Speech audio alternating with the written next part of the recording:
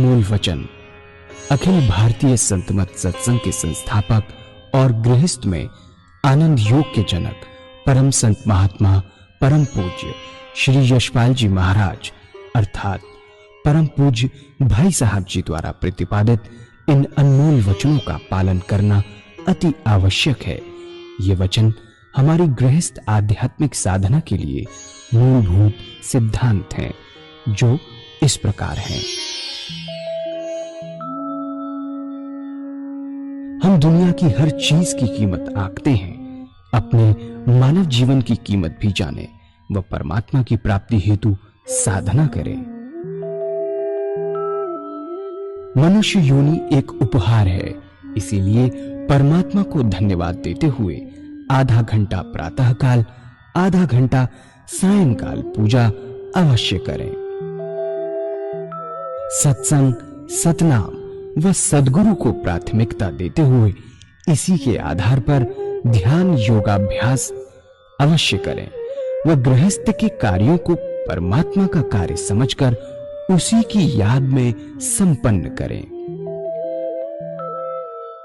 हर समय ये ध्यान रहे कि गुरु कृपा द्वारा परमात्मा की पवित्र सत्ता का हमारी आत्मा में वास है, अतः मन में निरंतर अपने इष्ट देव का जाप करें।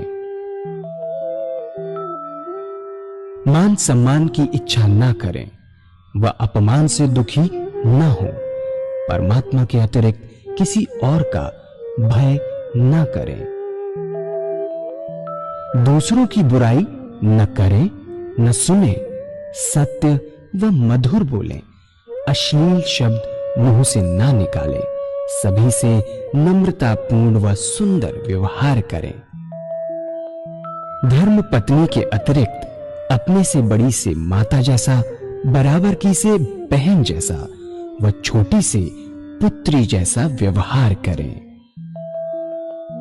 सांसारिक जीवन यापन की आवश्यकताएं अंतहीन है, इसलिए अधिक से अधिक समय सत्संग में व धन परोपकार में खर्च करें। याद रखें, न स्त्री माया है, न धन दौलत, न ही परिवार। माया वह है जो हृदय को परमात्मा से दूर हटा दे। अतः निरंतर सत्संग और सद्गुरु की शरण में रहने का प्रयास करें। भोजन अपने इष्ट को अर्पण कर प्रसाद रूप में परमात्मा की याद में करें। रात्रि में सोने से पहले अच्छे बुरे कार्यों का आत्मनिरीक्षण कर उसका समुचित पश्चाताप करते हुए ध्यान करें व प्रभु की गहरी याद में ही विश्राम करें। परमात्मा तू ही है, तेरी इच्छा पूर्ण हो।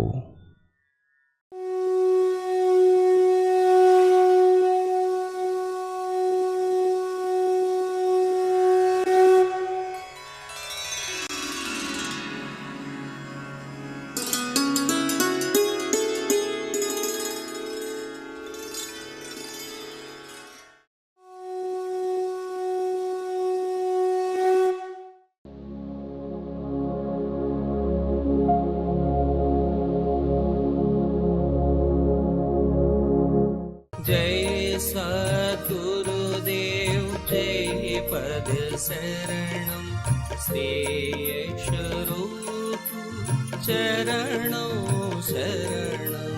जय सद्गुरुदेव जय पद शरणं श्रेयस्वरूप चरणों शरणं। अभी हमने आधा घंटा सुबह पूजा, आधा घंटा सायंकाल का तरीका बताया और साथ साथ प्रैक्टिस भी की। नेक्स्ट इज भोजन कैसे करें। സാധന മൂലം നമ്മുടെ കർമ്മം ചെയ്യേണ്ട സമയത്തിന് യാതൊരു വിഘ്നവും ഉണ്ടാകരുതെന്ന് നമ്മുടെ സദ്ഗുരുക്കൾ പ്രത്യേകം ശ്രദ്ധിച്ചിരുന്നു. ആദ്യത്തെ പടിയിലെ രണ്ടാമത്തെ ഉപവിഭാഗമാണ് ഇപ്പോൾ പ്രതിപാദിക്കാൻ പോകുന്നത്. എല്ലാ മനുഷ്യരും ഭക്ഷണം കഴിക്കുന്നുണ്ട്. അതിനായി സാധാരണ അരമണിക്കൂർ ഉച്ചയ്ക്കും അരമണിക്കൂർ രാത്രിയിലും നാം ചിലവഴിക്കുന്നു. ഈ സമയം ഒഴിവു സമയമാണ്. ലോകത്തെ മറ്റൊരു കാര്യവും നാം ഇപ്പോൾ ചെയ്യുന്നില്ല. ഈ സമയം ഉപയോഗപ്രദമാക്കാൻ വേണ്ടത് എന്തെന്നാൽ ഭോജനം കഴിക്കുന്നതിൻ്റെ രീതി ഒന്ന് മാറ്റുകയേ വേണ്ടൂ. ശരിക്കു പറഞ്ഞാൽ ഇതൊരു പുതിയ രീതിയല്ല, നമ്മുടെ പ്രാചീനമായ രീതി ഇതുതന്നെയായിരുന്നു. അതിനെ ഞാൻ വിവരിക്കാം. പാശ്ചാത്യ സംസ്കാരം നമ്മളിൽ വളരെ പ്രഭാവം ചെലുത്തിയിട്ടുണ്ട്. അതുകൊണ്ട് നമ്മുടെ സ്റ്റാൻഡേർഡ് 2.5 അടി മുകളിലായി. പണ്ട് നാം നിലത്തിരുന്നാണ് ഊണ് കഴിച്ചിരുന്നത്. ഇപ്പോൾ മേശയും കസേരയും മേലുമാണ് ഊണ് കഴിക്കുന്നത്. അതുകൊണ്ട് വലിയ കുഴപ്പമൊന്നുമില്ല. പക്ഷേ പ്രധാന വിഷമം എന്തെന്നാൽ ഈ ഊണിൻ്റെ സമയത്താണ് ലൗകികമായ എല്ലാ കാര്യങ്ങളും നാം ചർച്ച ചെയ്യുന്നത്. പശ്ചിമ സംസ്കാരത്തിൻ്റെ പ്രഭാവം നമ്മളിൽ വരുത്തിയ മാറ്റമാണിത്. നമുക്ക് ആധ്യാത്മിക ജീവിതം വേണമെങ്കിൽ ഈ ഭക്ഷണം കഴിക്കുന്ന രീതിയിൽ മാറ്റം വരുത്തുക തന്നെ വേണം. ആ പരിവർത്തനം എന്താണെന്നാൽ ഭക്ഷണം നമ്മുടെ മുമ്പിൽ വിളമ്പിയാൽ അത് ഭഗവാന്, അതായത് ഇഷ്ടദേവന് സമർപ്പിക്കുക. ഓരോ ഉരുളയും പ്രസാദ രൂപേണ ഭഗവാന്റെ സ്മരണയിൽ കഴിക്കുക. പരമാത്മാവിൻ്റെ സ്മരണയില്ലാതെ ഒന്നും തന്നെ കുടിക്കുകയോ കഴിക്കുകയോ അരുത്. ഇതാണ് അഭ്യാസം. ഇതുകൊണ്ട് വളരെ പ്രയോജനമുണ്ട്. ഭക്ഷണം ഏത് ചിന്തയിലാണ് കഴിക്കുന്നതെങ്കിൽ ആ ചിന്താരീതിയിലുള്ള ഭഗവത് സ്മരണ, ആ ചിന്താരീതിയിലുള്ള രക്തമാകും ഉണ്ടാകുന്നത്. ഭഗവാന്റെ സ്മരണയിൽ ഭക്ഷിച്ചാൽ ഒഴിവു സമയങ്ങളിലും തന്നെത്താനെ ഭഗവത് സ്മരണ ഉണ്ടാകും. രക്തം മാറാതെ ഭക്തി ഉണ്ടാവുകയില്ല.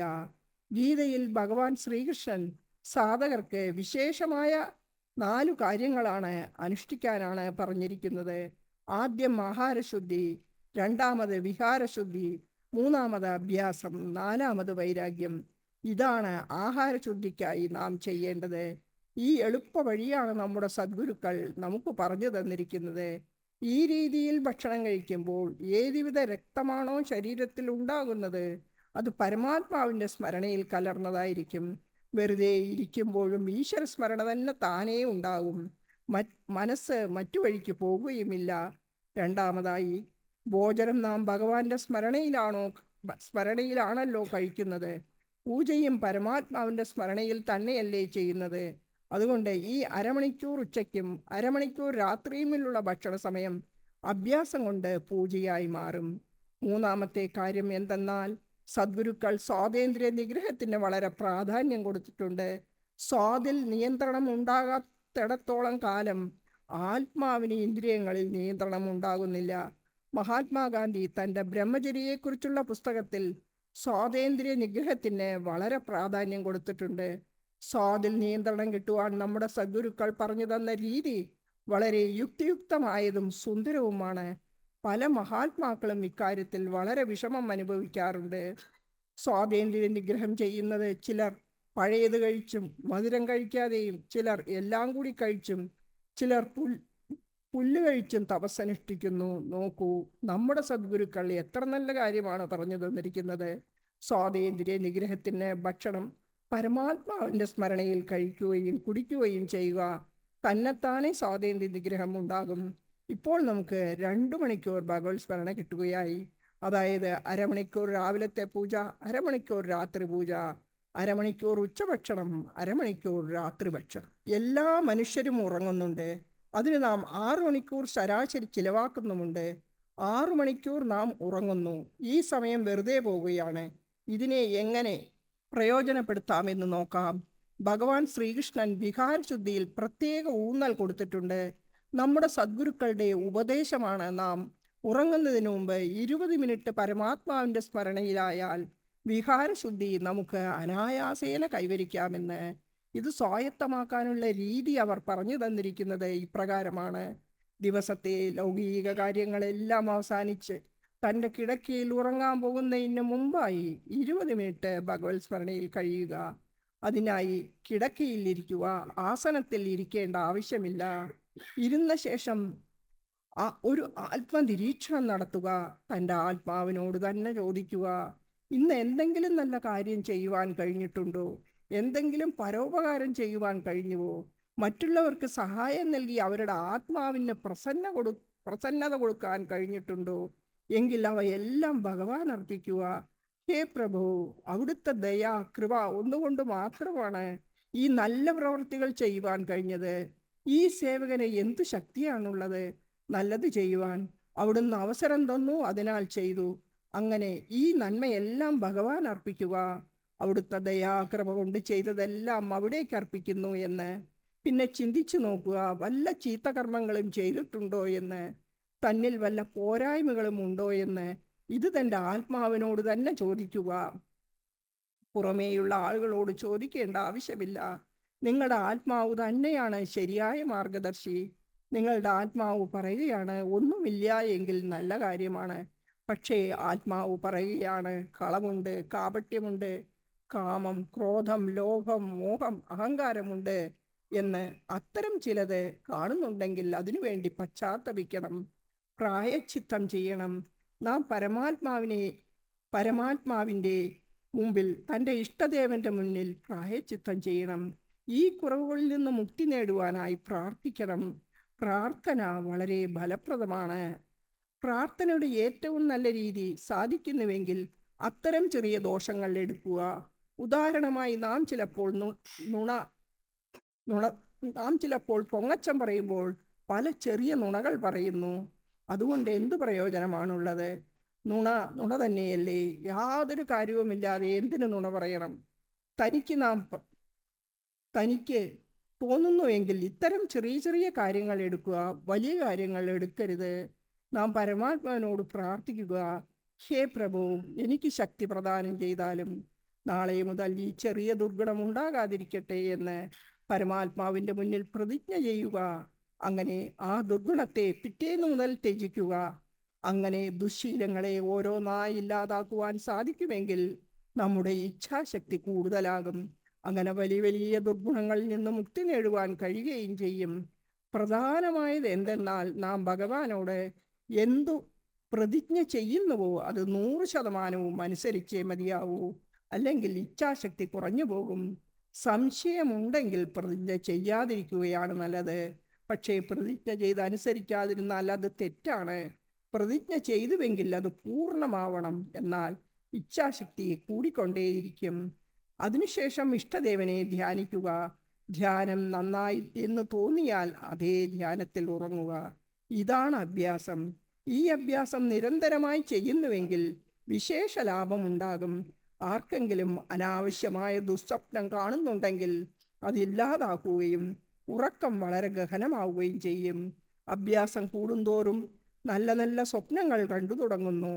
നിങ്ങൾ സ്വപ്നത്തിൽ ധ്യാനത്തിൽ ഇരിക്കുന്നതായും ചിലപ്പോൾ തൻ്റെ ഇഷ്ടദേവന്റെ മന്ദിരത്തിൽ ഇരിക്കുന്നതായും പൂജ ചെയ്യുന്നതായും തൻ്റെ ഇഷ്ടദേവന്റെ ദർശനം ലഭിക്കുന്നതായും തൻ്റെ ഗുരുവിനൊപ്പം സത്സംഗത്തിൽ ഇരിക്കുകയാണെന്നും കാണും. സാധകന്റെ അഭ്യാസം കൂടുന്തോറും നല്ല നല്ല അനുഭവങ്ങൾ ഉണ്ടാകും. ഉറങ്ങുമ്പോൾ അനന്തകോടി സൂര്യന്റെ പ്രകാശം ദർശിക്കും. ശരീരം വൈദ്യുതിയാൽ നിറഞ്ഞതായും ഉറക്കമുണർന്ന് എഴുന്നേൽക്കുമ്പോൾ തൻ്റെ ശരീരത്തിൽ വൈദ്യുതി സഞ്ചരിക്കുന്നതായും തോന്നും. പക്ഷേ വളരെ ആശ്ചര്യം തോന്നും. അത്തരം സാധകർ ഏത് ധ്യാനത്തിലാണോ ഉറങ്ങുന്നത്, എഴുന്നേൽക്കുമ്പോഴും അതേ ധ്യാനത്തിൽ അല്ലെങ്കിൽ കൂടുതൽ ധ്യാനത്തിലായിരിക്കും. അയാളുടെ നാവിൽ നിന്നും പരമാത്മാവിൻ്റെ നാമം താനേ തന്നെ വരും. താൻ ഉറങ്ങുവാൻ പോകുന്നതിന് മുമ്പത്തേതിലും നല്ലൊരു അവസ്ഥയിലായിരിക്കും ഉണരുക. ആജ്ഞാചക്രത്തിലെ സ്പന്ദനത്തോടുകൂടി ഉറങ്ങാൻ പോകുന്ന സാധകർക്ക് ഉണരുമ്പോൾ ആ സ്പന്ദനം കൂടുതലായി അനുഭവപ്പെടും. ആത്മാവ് തന്നെ പറയും, ധ്യാനത്തിലായിരുന്നു ഉറങ്ങിയതെന്ന്. അങ്ങനെ ഈ 6 മണിക്കൂർ ഉറങ്ങിയ സമയം പൂജയായി മാറ്റപ്പെടും. ഇതിന് കാരണം മനസ്സിൻ്റെ പ്രത്യേക ഗുണമാണ്. ഏത് വിചാരത്തിലാണോ നാം ഉറങ്ങുന്നത് ആ വിചാരത്തിലായിരിക്കും മനസ്സ് മുഴുവൻ സമയവും ഇരിക്കുക. ഉദാഹരണത്തിന്, നാം എന്തെങ്കിലും മാനസിക വിഷമത്തോടെയാണ് ഉറങ്ങാൻ കിടന്നതെങ്കിൽ അത്തരം ചിന്തകളടങ്ങിയ സ്വപ്നങ്ങളാകും ഉറക്കത്തിൽ കാണുക. രാവിലെ അതേ ചിന്തയിൽ തന്നെയായിരിക്കും എഴുന്നേൽക്കുന്നത്. അമ്മയുടെ മുലപ്പാൽ കുടിച്ചുറങ്ങുന്ന ഒരു കുഞ്ഞ് ഉറക്കത്തിലും ചപ് ചപ്പ് എന്ന് ശബ്ദിച്ചു കൊണ്ടിരിക്കും. അതായത് കുഞ്ഞ് മനസ്സുകൊണ്ട് ഉറക്കത്തിൽ മുലപ്പാൽ കുടിക്കുകയാണ്. ഇതാണ് മനസ്സിൻ്റെ ഒരു വിശേഷ ഗുണം. മനസ്സ് ഗഹനമായി ഏത് വിചാരത്തിൽ ഉറങ്ങുന്നുവോ അതേ ചിന്തയിൽ തന്നെയായിരിക്കും ഉറക്കം മുഴുവൻ. നാം ഈശ്വരസ്മരണയിൽ പരമാത്മാവിനെ പ്രാർത്ഥിച്ചുറങ്ങുന്നുവെങ്കിൽ ഉറക്കം മുഴുവൻ ധ്യാനത്തിലായിരിക്കും. 6 മണിക്കൂർ ഉറങ്ങുന്നത് അങ്ങനെ പൂജയായി മാറും. ഇതാണ് വിഹാരശുദ്ധി. ഭഗവാൻ ശ്രീകൃഷ്ണൻ വിഹാരശുദ്ധിക്ക് വലിയ പ്രാധാന്യം കൊടുത്തിട്ടുണ്ട്. സാധകന്റെ കിടപ്പുമുറിയാണ്, ശയ്യയാണ് ശരിയായ ആധ്യാത്മിക പുരോഗതിക്കും സാഫല്യത്തിനുമുള്ള ക്ഷേത്രം. സാധകന് പുരോഗതി ഉണ്ടാകുന്ന ഈ രീതിയാണ് നമ്മുടെ സദ്ഗുരുക്കൾ പ്രാവർത്തികമായി നമ്മെ മനസ്സിലാക്കി തന്നിരിക്കുന്നത്. അപ്പോൾ അരമണിക്കൂർ രാവിലെ പൂജ, അരമണിക്കൂർ വൈകുന്നേരം പൂജ, അരമണിക്കൂർ ഉച്ചയ്ക്കുള്ള ഭക്ഷണ സമയം, അരമണിക്കൂർ രാത്രി ഭക്ഷണ സമയം, 6 മണിക്കൂർ ഉറക്ക സമയം, ഇത് എല്ലാ വ്യക്തിക്കും എത്ര തിരക്ക് പിടിച്ച ആളായാലും 24 മണിക്കൂറിൽ 8 മണിക്കൂർ ഈശ്വര സ്മരണയിലാകുവാൻ സാധിക്കും. ലൗകിക കാര്യങ്ങൾക്കുള്ള സമയം അതേപടി നമ്മിൽ തന്നെ ഉണ്ടുതാനും. ഇതാണ് സാധനയുടെ ആദ്യപടി. परमात्मा तू ही है, तेरी इच्छा पूर्ण। പരമാത്മാവ് അവിടുന്ന് തന്നെ, അവിടുത്തെ ഇച്ഛ പൂർണ്ണമാവട്ടെ.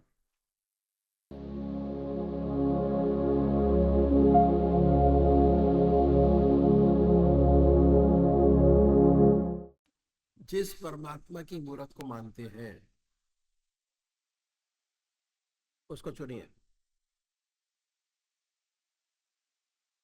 जो आपको सबसे ज्यादा अच्छा लगता है। उसके बाद अपने पूजा के स्थान पर जाइए, धूप दीप जलाए, बड़े प्यार से बैठिए, सुखासन या वो आसन जो आपको सबसे ज्यादा अच्छा लगता है, बैठे और ये महसूस करें कि आपका इष्ट सह शरीर आपके सामने विद्यमान है। बाय थॉट, ख्याल से। बड़ी बड़ी आंखें हैं, गोल चेहरा है, जटाएं हैं, सर्पों की माला है, बनाए अपने सामने। जो सामने स्पष्ट हो जाए मूर्त, उस मूर्त को अपने हृदय में उतारिए। दिल धड़कता रहता है, हमारा दिल की हर धड़कन पर जो नाम आपका है उसको सुनिए, उच्चारित होते कि हमारे दिल से वो नाम निकल रहा है और हम सुन रहे हैं बड़े प्यार से। जब ये काम करेंगे तो कोई भी सांसारिक बात आपके दिमाग के अंदर आएगी, उन विचारों को हटाएं, अपने इष्ट की याद में लगिए, फिर हटाइए अपने इष्ट की याद में। अभ्यास। भगवान श्री कृष्ण ने गीता में 4 विशेष बात बतलाई। पहली आहार की शुद्धि, दूसरी विहार की शुद्धि, तीसरा अभ्यास। अभ्यास करना बहुत जरूरी है। जैसे जैसे आपका अभ्यास बढ़ता चला जाएगा, आपके इष्ट देव की मूर्त आपके सामने पवित्र और साफ होती चली जाएगी। वही हमको करना है, ठीक है। जब पूजा करें अपने इष्ट देव को साथ रख के करें। നിങ്ങൾക്ക് ഏറ്റവും പ്രിയപ്പെട്ട നാമം തിരഞ്ഞെടുത്തു കഴിഞ്ഞ ശേഷം നിങ്ങൾ മനസ്സിൽ അത് ധ്യാനിച്ച് സുഖാസനത്തിൽ ഇരിക്കുവിൻ. നിങ്ങൾക്ക് ധ്യാനം ശരിയായി കിട്ടുന്നതാണ്. ഭഗവാൻ ശ്രീകൃഷ്ണൻ കൂടെ പറഞ്ഞിട്ടുണ്ട് ഇങ്ങനെ ധ്യാനം ചെയ്യണമെന്ന്. നിങ്ങളെല്ലാവരും ഈ ഭജൻ കഴിഞ്ഞ ശേഷം എല്ലാവരും വളരെ ശ്രദ്ധാപൂർവം മനസ്സിൽ ധ്യാനിക്കേണ്ടതാണ്. तो अभी एक भजन होगा और भजन के साथ सभी भाई बहन अपने अपने इष्ट का ध्यान करेंगे। ഇപ്പോൾ ഒരു ഭജനയുണ്ടാകും. അതിൽ നിങ്ങളെല്ലാവരും അത് കഴിഞ്ഞ് നിങ്ങളെല്ലാവരും ധ്യാനത്തിനിരിക്കേണ്ടതാണ്. ठीक है, भजन शुरू हो रहा है। इसके साथ साथ सभी भाई बहन अपने अपने इष्ट का नाम जपेंगे, ध्यान करेंगे। ഭജന ഇപ്പോൾ തുടങ്ങുന്നതാണ്. നിങ്ങൾ നിങ്ങളുടെ ഇഷ്ടദേവനെ അതാത് രീതിയിൽ വിചാരിച്ച് മൗനമായി ധ്യാനം ചെയ്യേണ്ടതാണ്. ഗുരുവായൂരപ്പന്റെ പവിഴാധരം മുത്തും മുരളികയാണെന്റെ ജന്മം. അവിടുത്തെ മാധുര്യമെല്ലാം തിരയടിച്ചിളകുന്ന കടലെൻ്റെ കണ്ഠം. ഗുരുവായൂരപ്പൻ്റെ പവിഴാധരം മുത്തും മുരളികയാണെൻ്റെ ജന്മം. അവിടുത്തെ മാധുര്യമെല്ലാം തിരയടിച്ചിളകുന്ന കടലെൻ്റെ കണ്ഠം.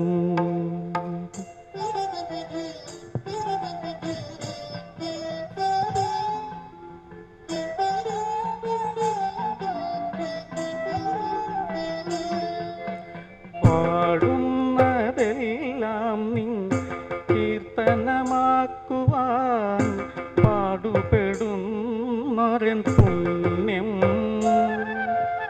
പാടുന്നതെല്ലാം നിൻ കീർത്തനമാക്കുവാൻ പാടുപെടുന്നൊരൻ പുണ്യം. പണ്ടൊരു ജന്മത്തിൽ അക്രൂരവേഷത്തിൽ അമ്പാടി വന്നിരുന്നു. പണ്ടൊരു ജന്മത്തിൽ അക്രൂരവേഷത്തിൽ അമ്പാടി വന്നിരുന്നു. അവിടത്തെ പൂഴി വീണുരുണ്ടപ്പോൾ എന്നാത്മാവ് പൂത്തുലഞ്ഞു. അതു നീ കണ്ടറിഞ്ഞു. ഗുരുവായൂരപ്പൻ്റെ പവിഴാധരം മുത്തും മുരളികയാണെൻ്റെ ജന്മം. അവിടുത്തെ മാധുര്യമെല്ലാം തിരയടിച്ചിളകുന്ന കടലെൻ്റെ കണ്ഠം.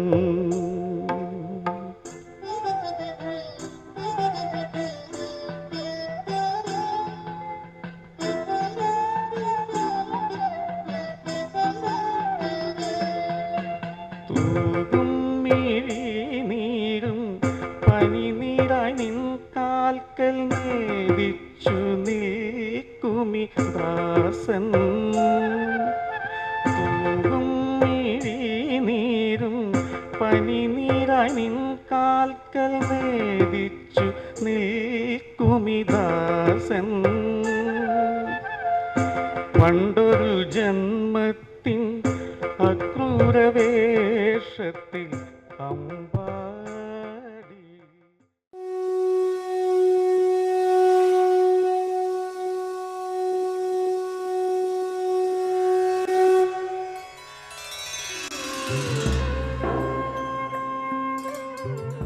ध्यान योग के कार्यक्रम आनंद योग से निशुल्क जुड़ने के लिए संपर्क करें 9810239677।